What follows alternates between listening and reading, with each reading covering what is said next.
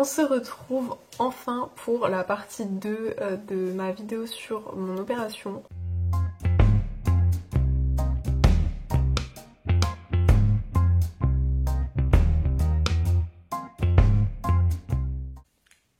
Hey, je suis à l'hôpital, on m'a donné un petit bracelet, tout ça. Du coup, je voulais juste un petit peu vous parler avant d'aller prendre ma douche. J'ai dû faire une prise de sang, prendre la tension, écouter le cœur, tout ça. Et après, il y a l'anesthésiste qui est venue me parler. Du coup, elle m'a demandé si j'avais des petites questions. Elle m'a expliqué comment allait se passer l'anesthésie. Je vous en parlerai un peu plus tard. Demain matin, je passe en première pour l'opération. Donc on vient me réveiller entre 5 et 6 heures du matin. Et il faut que je sois prête vers 7 heures, quoi. J'ai pas grand chose de plus à dire. C'est genre, vous savez, comme les machins qu'on faisait en vacances, là. Voilà, c'est mon pote qui m'a fait. Et qu'est-ce que je voulais dire? On est venu me demander si je voulais une tisane ou un café. Déjà, qui boit un café à 19h50? Personne. Du coup, j'ai dit, je veux bien une tisane et tout. Et elle m'a dit, à la menthe, ça vous va? Je déteste. Heureusement, il y a du sucre. Et c'est quand même du sucre Saint-Louis, hein. Je vous parle un peu du plat. J'ai eu des pâtes, des fusillis comme ça, avec du poisson, genre du filet de colin et une sauce crème. La sauce crème était fade, genre il n'y avait aucune épice dedans en fait. Il n'y avait même pas du sel ni du poivre, genre il n'y avait rien, pas d'herbe. Le poisson ça passait, genre ça avait du goût de poisson quoi. Et les pâtes elles étaient un peu salées, mais globalement le plat était hyper fade, on n'est pas au resto non plus. Je reviens après pour vous donner un avis sur la tisane. D'ailleurs, elle m'a même pas dit combien de temps je devais la laisser infuser. Non, je rigole, pour les sachets de tisane, on s'en fout. J'attends que ma tisane, elle infuse.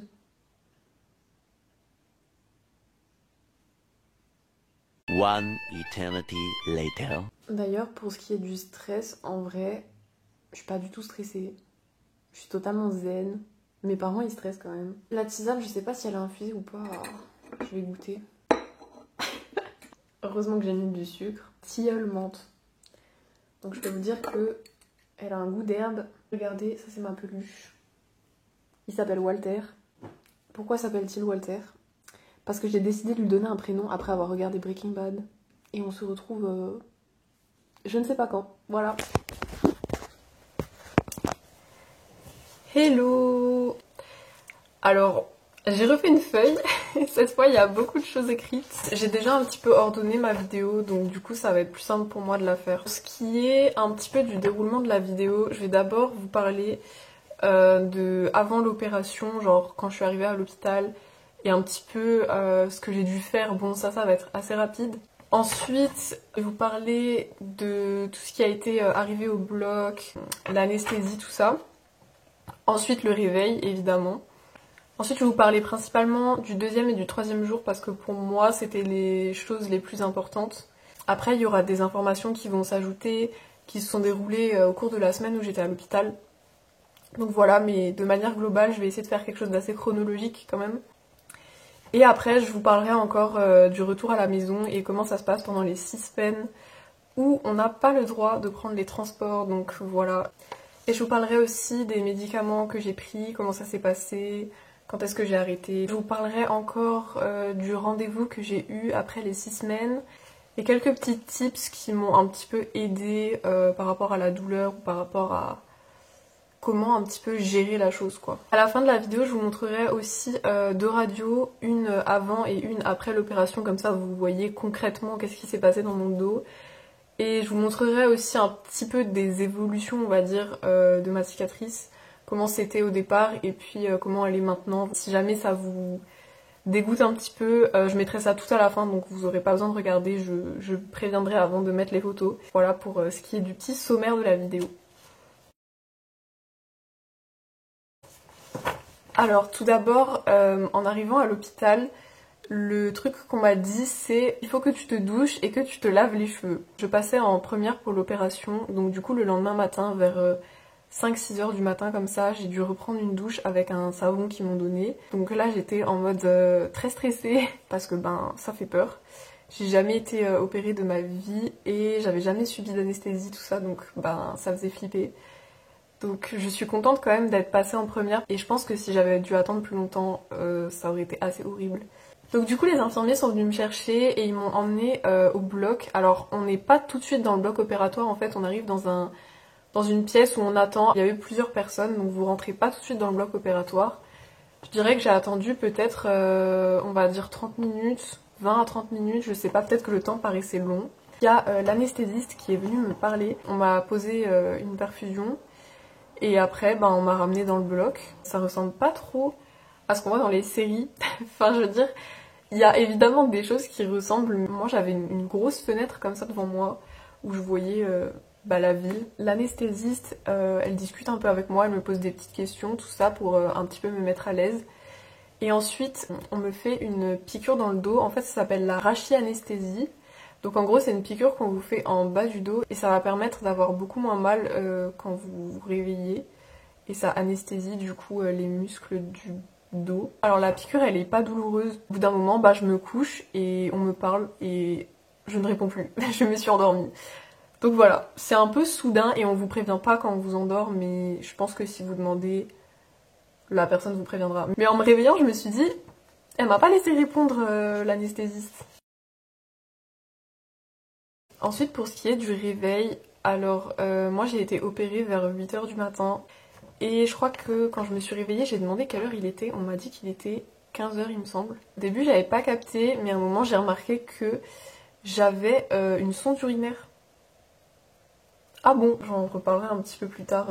Donc du coup dans la salle de réveil, moi je me suis réveillée plusieurs fois. En fait je me suis réveillée, je me suis endormie. J'étais vraiment très très très fatiguée à cause de l'anesthésie. Au bout d'un moment, j'ai gardé les yeux ouverts et j'ai fait de la tachycardie. Donc c'est quand votre cœur il bat très très vite. Je me rappelle que la personne qui me surveille, elle a dit que j'avais le cœur qui battait à 174. Vous pouvez avoir des nausées à cause de l'anesthésie. Et moi ça m'est beaucoup arrivé. D'ailleurs pour les hémétophobes, donc ceux qui aiment pas le vomi, tout ça, je suis désolée mais je vais un peu parler de ça dans les prochaines minutes, donc je suis désolée. Ensuite pour ce qui est du retour en chambre, moi ça s'est passé vers 16-17 heures à peu près. Du coup il y avait mes parents qui m'attendaient, voilà. J'avais aussi pas mal de nausées à cause de l'anesthésie. Donc ça c'est normal, vous allez très très certainement avoir des nausées. Et aussi pour ce qui est des douleurs, j'en avais pas beaucoup au réveil parce que comme je vous ai dit, j'étais encore sous l'effet de l'anesthésie, donc du coup je sentais pas trop la douleur et j'étais aussi sous morphine il me semble. Je sais plus si j'en avais déjà pris le premier jour. Mais faites attention parce que la morphine ça fait aussi des nausées, enfin c'est un des effets secondaires. Si je peux vous donner un petit conseil, prenez de la morphine au début mais essayez d'arrêter un petit peu au fur et à mesure. Parce qu'en fait, plus vous allez en prendre, plus vous allez avoir des nausées. Ensuite, pour le... Ah oui, et aussi, on va vous faire une piqûre contre la phlébite. Alors la piqûre, on peut vous la faire soit dans la jambe, soit dans le ventre. Moi, personnellement, j'ai toujours fait dans la jambe. Et c'est tous les soirs. Et après, ça dure encore quand vous rentrez chez vous. Il va falloir supporter ces piqûres quotidiennes. C'est un petit peu chiant et vous avez plein de bleus partout sur les jambes après. Ensuite, pour ce qui est du deuxième jour, le deuxième jour pour moi ça a été le pire. C'était là où j'avais le plus mal et où je me sentais vraiment bloquée en fait. Je pouvais presque pas bouger, c'était hyper désagréable. Donc le deuxième jour c'est une épreuve à passer. En plus l'anesthésie elle s'estompe. Il y a tout qui se réveille, vous ressentez pour la première fois les douleurs de l'opération. Mais le deuxième jour est aussi une victoire pour moi parce que c'est le premier jour où je me suis levée. Alors ça a été très rapide quand vous faites opérer, enfin en tout cas à Strasbourg. L'optique c'est vraiment de rebouger le plus vite possible. Ne soyez pas étonnés si le deuxième jour on vous dit allez tu te lèves. Je me sentais assez fière parce que j'ai réussi à me lever. C'était compliqué. En fait il y a un kiné qui vient et qui vous aide à vous lever et il vous fait un petit peu marcher. Et il m'a fait monter des escaliers. Alors les escaliers honnêtement si vous y arrivez pas c'est tout à fait normal. Moi j'ai réussi à monter un petit étage et à le redescendre, mais c'est hyper éprouvant de marcher. Vous êtes là, vous avez juste envie de vous recoucher. Par contre, il m'a fait m'asseoir sur un genre de fauteuil et la position assise elle est encore très très désagréable au deuxième jour. Faire un peu de marche ça fait du bien, mais c'est vraiment fatigant quoi. Ensuite pour ce qui est de la toilette, parce que c'est quand même important d'en parler, en fait j'étais dans le lit et j'ai pu me laver le haut du corps moi-même. Le bas, impossible. Et pour le deuxième jour, j'ai fait ma toilette à la salle de bain. Toujours que le haut du corps parce que le bas c'est impossible en fait. C'est très très dur à faire au début. Et bon, ça met un petit coup au moral quoi, c'est normal. Mais par contre, j'ai pu m'asseoir à la salle de bain. Donc je me suis brossé les dents, je me suis brossé un petit peu les cheveux. Ensuite, le troisième jour, je me suis de nouveau levée. Le troisième jour, je me suis sentie quand même plus mobile. En fait, chaque jour qui avançait, je me sentais de plus en plus apte à bouger et ça faisait quand même du bien. Ensuite, les jours passent et de jour en jour, je me sentais mieux. La douleur s'estompait petit à petit. Il y a une chose que j'ai pas dite aussi, mais en fait, vous avez un drain dans le dos. Alors, en gros, vous avez votre plaie et en bas de la plaie, il y a un petit drain. En fait, c'est un petit tuyau comme ça qui est un petit peu rentré dans la plaie pour évacuer le sang qui sort de la plaie. Alors, c'est un petit peu dégueulasse expliqué comme ça. En fait, vous avez ce drain qui est relié à une bouteille. Et ça peut paraître impressionnant, mais la bouteille ne fait que 600 ml, il me semble. J'en ai utilisé peut-être une et demie ou deux. Bref, vous perdez pas beaucoup de sang, mais vous avez l'impression d'en perdre beaucoup en fait. Et du coup, j'ai ce drain pendant 5 jours. Et en fait, j'ai aussi une sonde urinaire, ça j'en avais parlé. Et ça, c'est un petit peu relou par contre pour quand vous levez, quand vous allez à la salle de bain. Vous avez la potence avec les poches, avec les perfusions. Vous avez la sonde urinaire et vous avez encore le drain avec le sang. Donc ça, c'est vraiment chiant. On m'a d'abord enlevé la sonde urinaire et ensuite on m'a enlevé le drain, il me semble, le lendemain. Donc la sonde, on a dû me l'enlever peut-être le 4e jour, si je dis pas de bêtises. Et en fait, la sonde urinaire, ça fait pas du tout mal quand on l'enlève. On m'a expliqué que quand on met une sonde urinaire, on l'insère en vous. Et en fait, ils font gonfler une petite bulle d'air pour pas que la sonde ressorte. Quand on retire la sonde, ils dégonflent cette bulle d'air et ils tirent. Et voilà. Et franchement, ça fait pas du tout mal. J'ai noté que le 10 juillet, donc ça faisait 5 jours que je m'étais fait opérer, j'ai enlevé le drain. C'est le tuyau qui évacue le sang de la plaie. Vous êtes sur le côté et ce qu'il faut vraiment absolument faire, c'est bien écouter et faire ce que l'infirmière elle vous dit. Donc il faut prendre une grande inspiration et au moment où vous expirez, en fait elle va tirer le drain. Et ça fait pas mal. Genre on se sent presque pas. Ensuite pour ce qui est des médicaments, alors je prenais encore un peu de morphine. C'est vraiment pas agréable, hein. Là je vous le dis honnêtement, c'est pas fun. C'est pas une partie de plaisir, mais bon. Le truc c'est qu'il faut pas mal prendre sur soi et patienter. Mais la morphine ça aide. Par contre si vous prenez de la morphine, faites attention parce que ça provoque grave des nausées. Donc moi ce que je faisais c'est que au début elle m'avait mis une perfusion avec un anti-nausée. Elle a fini l'infirmière par me donner des petits... comme des bouts de papier que vous mettez sous la langue et vous le laissez fondre. Et en fait ça c'est des anti-vomitifs et des anti-nauséeux. Je crois que ça se dit. Après quand vous prenez la morphine, vous n'avez pas envie de vomir. Donc ça c'est vraiment top. N'hésitez pas à demander quelque chose contre les nausées parce que c'est horrible d'avoir tout le temps envie de vomir. Pour ce qui est du transit, alors moi déjà de base j'ai un transit lent, mais en plus après une anesthésie, ça met pas mal de temps à se remettre en place. Donc, prenez tout ce qui vous donne parce que moi j'ai fait l'erreur de ne pas prendre vraiment les fibres et les trucs pour aller aux toilettes et tout. J'avais qu'une hâte, c'était d'aller aux toilettes. Ah oui, et aussi la première fois où j'ai pris ma douche, c'est une des meilleures douches de ma vie parce que c'est tellement agréable en fait. Tu te sens un peu revivre. Wow. Oh, regardez, c'est quoi cette chose? Mais mec, c'est énorme. C'est quoi cette chose? Bon. Voilà. J'en étais où? Avant de parler du retour à la maison, j'ai oublié de parler des plats. Ne vous attendez à rien. C'est pas dégueulasse, genre c'est pas immonde, tout ça, tu vois. Mais en fait, c'est très fade. Il y a quelques trucs qui sont pas mal. Le dernier jour, j'ai eu des nuggets. Alors, de ce que je me rappelle, j'ai eu des pommes de terre à l'eau, j'ai eu du poisson, J'ai eu de la viande, du porc, bon c'était pas incroyable. J'ai eu des steaks hachés, des nuggets, de la purée. Ils font beaucoup de choses à base de pommes de terre. J'ai eu des pâtes et j'ai eu de la sauce tomate et de la sauce à la crème. Au niveau des desserts, c'était des compotes souvent, des petits biscuits. Après, si vous avez des régimes alimentaires particuliers, genre si vous êtes végétarien, tout ça, vous pouvez le dire quand vous arrivez à l'hôpital. Et de toute façon, on vous pose la question avant de vous donner les plats. Moi, personnellement, je suis pas fan de fromage, donc du coup, j'ai pas eu de dessert de fromage blanc, de machin comme ça. Voilà, donc maintenant, on peut enfin passer à la partie où je rentre à la maison. Alors moi, je suis rentrée le 11 juillet, donc ça faisait tout pile une semaine que j'étais arrivée à l'hôpital. Donc vous voyez, c'est assez rapide. Donc du coup, je suis rentrée chez moi le 11 juillet. À partir de là, on commençait 6 semaines sans transport.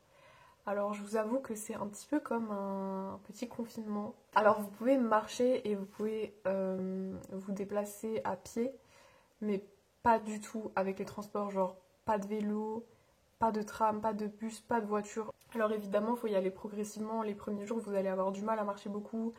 Le premier jour, on marchait peut-être allez, un petit kilomètre. Marcher, ça me faisait quand même du bien. Déjà, ça me faisait sortir. Et puis, ça permet de réactiver aussi vos muscles et votre mobilité, quoi. Donc, marcher, c'est très cool. Ensuite, pour ce qui est des médicaments, vous avez des médicaments contre la douleur. Moi, personnellement, on m'a prescrit Acupan et le Tramadol. On va parler vite fait du Acupan parce que j'en ai pas pris. En fait, j'en ai pris qu'une fois et j'ai pas trouvé ça utile. Surtout que c'est des petites ampoules comme ça qu'il faut prendre sur un sucre. Genre, c'est super chiant, c'est pas très bon. Et en plus, il faut en prendre beaucoup dans la journée. Il faut en prendre genre 4 au moins pour que ce soit efficace, je pense. Bon, à intervalles réguliers, évidemment.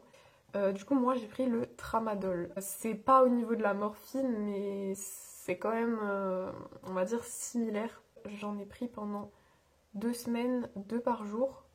La 3e semaine, j'en prenais 1 par jour. Et la 4e semaine, j'en prenais un demi par jour. Donc du coup, j'ai arrêté progressivement parce qu'en fait, il y avait un moment où j'avais essayé d'arrêter et j'avais eu trop mal au dos. Du coup, il faut arrêter petit à petit. Il y a pas mal d'effets secondaires qui sont possibles. Les principaux, c'est des nausées, des vertiges, des vomissements, des maux de tête. Voilà, donc c'est un peu comme la morphine en fait. Après, il y a des effets secondaires qui sont un peu plus rares et moi, personnellement, j'ai eu les cauchemars. La 2e semaine, il me semble, où je prenais le Tramadol, j'ai eu des cauchemars 3 ou 4 nuits de suite. Déjà, j'avais du mal à dormir un petit peu à cause de la douleur aussi, hein, honnêtement. Au début, vous allez avoir du mal à vous reposer et à vous détendre. Et du coup, les cauchemars qui sont arrivés en plus, c'était vraiment chiant, quoi. Vous allez aussi devoir récupérer à la pharmacie des pansements et du sérum physiologique et aussi des choses pour nettoyer la plaie. Alors je sais pas le nom exact. En tout cas, nous on a contacté des infirmières à domicile qui sont venues changer mon pansement tous les 2 jours et me faire les piqûres pour la phlébite, faut pas oublier, tous les jours. Au bout d'1 semaine, il me semble, elle m'a enlevé le pansement. Votre plaie, elle est fermée avec des agrafes. Et quand elle me les a enlevés, je les ai comptés, j'en avais une quarantaine. Le premier jour où elle m'enlève le pansement, elle m'a enlevé une agrafe sur 2 et 2 jours plus tard, elle m'a enlevé le reste des agrafes. Pour ce qui est de la toilette à la maison, alors au début, j'avais un peu de mal, on va dire, à faire les jambes et les pieds. Je pouvais toujours pas me pencher en avant. Au début, je pouvais pas prendre de douche parce que j'avais pas les pansements adaptés. Et même si vous avez des pansements imperméables, en fait, le mieux, c'est de prendre la douche le jour où on vous change le pansement. Donc du coup, vous pouvez pas prendre une douche tous les jours. Ensuite aussi, chose importante, qui m'est arrivée, j'ai eu un retard de règles assez important de 3 semaines. Le stress de l'opération, les médicaments, ça fait qu'il y a un retard très probable dans vos règles. Donc si jamais vous avez un retard, bon, ne vous inquiétez pas. Enfin, après, s'il y a des risques de grossesse, ça n'a rien à voir. Et ensuite, là, mardi, donc le 23, j'ai eu mon rendez-vous des 6 semaines. Donc, je suis retournée à l'hôpital pour faire une radio EOS. Je crois que je vous en avais pas parlé dans ma première vidéo. Mais c'est une radio assez banale. Et ensuite, en attendant de passer pour mon rendez-vous avec le professeur, ils m'ont donné deux questionnaires. En fait, c'était le même questionnaire, mais il y en avait un à remplir en fonction de comment vous étiez avant l'opération et ensuite le même à remplir comment vous êtes maintenant, quoi. Plein de questions comme ça qui vont les aider à savoir comment évolue votre état mental et physique en fait. Donc du coup le rendez-vous avec le professeur, bah écoutez, ça s'est bien passé. Il a regardé la radio et on a vu que mon dos était quand même sacrément droit. Je vous montrerai de toute façon les radios, mais en gros l'angle d'inclinaison on va dire c'était 44 il me semble, et maintenant l'angle il est à 22, donc ils ont quand même réussi à réduire de moitié ma scoliose. C'est ce qu'il m'avait dit d'ailleurs avant l'opération. Ça y est, je peux prendre la voiture, le train, l'avion. Et pour ce qui est du port de charge lourde, de se pencher en avant, d'un peu se mouvoir un peu plus, maintenant c'est bon, ça va un peu mieux, j'arrive à porter des choses un peu plus lourdes, mais attention, il faut quand même toujours un petit peu ménager son dos quand même. Parce que bon, on n'est pas là non plus pour se recasser le dos, quoi. On m'a prescrit 30 séances de kiné qui vont principalement servir à faire du renforcement musculaire, en fait. Écoutez, pour terminer, quelques petits tips. Comme la nuit, vous aurez du mal à dormir pendant les 6 semaines. Moi, je vous conseille de pas vous forcer vraiment à dormir si vous n'y arrivez pas. Mais pendant la journée, vous allez de toute façon, je pense, avoir un coup de barre, surtout si vous prenez du tramadol.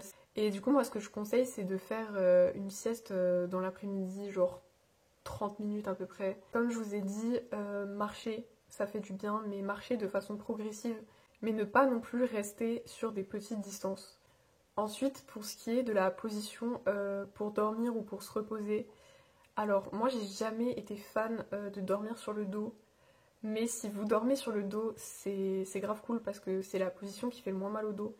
Mais par contre, dormez vraiment tout à plat en fait. Limite sans coussin, si ça vous dérange pas. Ne dormez pas ou ne vous reposez pas sur des surfaces trop molles, genre des canapés moelleux comme ça.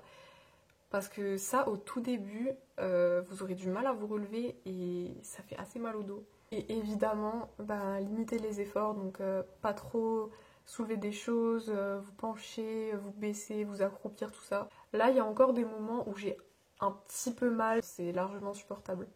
Donc voilà, écoutez, c'était ma petite partie 2.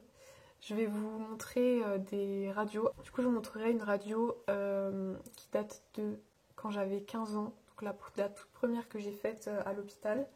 Ensuite, je vous montrerai la radio que j'ai faite juste avant de me faire opérer et la radio après l'opération, du coup, comme ça vous aurez un petit comparatif. Je vous montrerai aussi des photos de un peu l'évolution de ma cicatrice, on va dire, avec des petites dates, voilà, au cas où ça vous intéresse. Et si jamais ça vous dégoûte un peu, alors on voit pas de sang ou quoi, mais je peux comprendre que ça vous dégoûte. Donc si jamais c'est le cas, ce sera tout à la fin, juste après les radios. Je mettrai un petit message, donc vous pourrez passer. Coucou, alors du coup, je vous montre enfin les radios. Alors ça, c'est moi quand j'avais 15 ans. Et ça, c'est moi juste avant l'opération. Alors de manière globale, ça n'a pas beaucoup évolué entre mes 15 et mes 18 ans. Et maintenant, je vais vous montrer comment il est mon dos maintenant. Voilà, donc ça c'est mon dos maintenant. Donc on peut voir les barres avec toutes les vis et tout. Là, on les voit de côté. Voilà du coup à quoi ressemble mon dos maintenant. Et je voudrais aussi vous parler de ça. Alors c'est un petit livret que j'ai reçu avec ma dernière radio. Alors je savais pas du tout que j'allais recevoir ça. Mais en gros c'est juste un petit livret avec de nouveau les radios. Et il y a toutes les mesures en fait. Et ça c'est quand vous faites la radio EOS. Là on voit que les angles du coup c'est dans les 20 degrés. Alors qu'avant c'était dans les 40 quoi.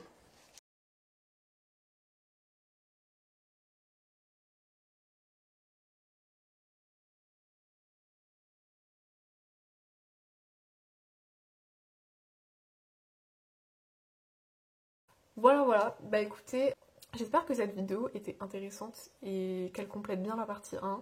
Si jamais vous avez des questions, n'hésitez pas à me les poser en commentaire ou des remarques ou des choses à rajouter, n'hésitez pas. Bisous et à bientôt pour une prochaine petite vidéo. Salut!